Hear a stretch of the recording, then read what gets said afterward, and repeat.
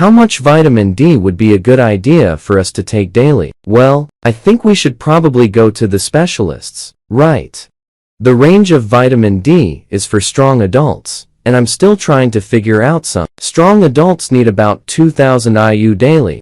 If you have almost no exposure to sunlight, various specialists prescribe 400 to 800 IU daily. Now, the problem here is I need your help.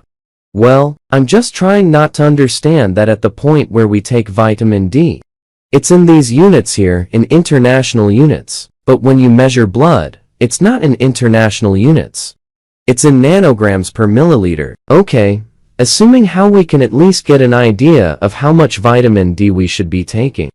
Given the fact that units and above all, supplements are okay. So it's kind of weird. I don't have the foggiest idea why that is.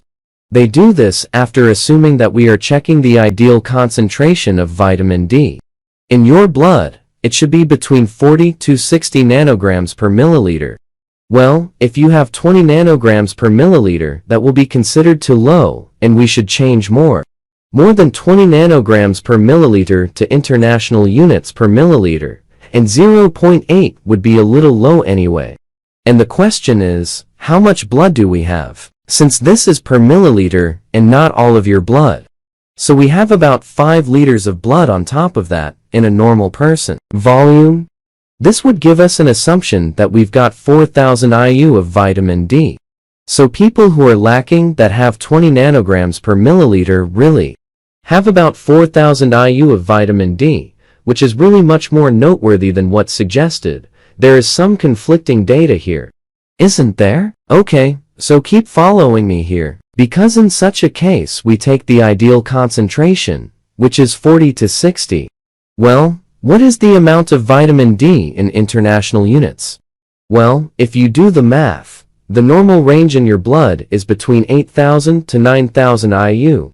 So how are we going to get this? Assuming that we're just suggesting this, or on the other hand, that this is the same thing that I want. Simply don't find out that this doesn't look good for Lee. Besides, I don't think you'll keep 100 of the improvements you've made. The scales show that you're actually only absorbing 60 to 80% of a healthy person's vitamin D boosters when you take them. If you're taking vitamin D3, not assuming that we're only consuming 60 to 80% on top of that, assuming you're taking 10,000 IU in one day, you're actually retaining 6,000 to 8,000 IU of vitamin D3, which is hardly the typical amount you need in your blood. So there's a big problem here because these proposals don't match. We really need to standardize our blood values, and then we also assume that you're taking these amounts and you have a deficiency.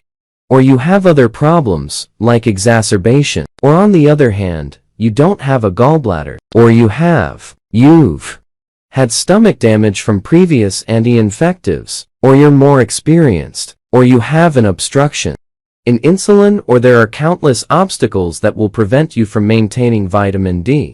Anyway, what I would suggest to the average individual is to take at least 10,000 IU every day as well.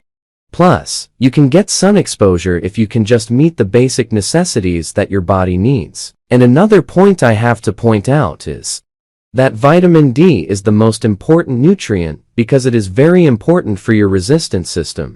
Maintain a healthy state of mind.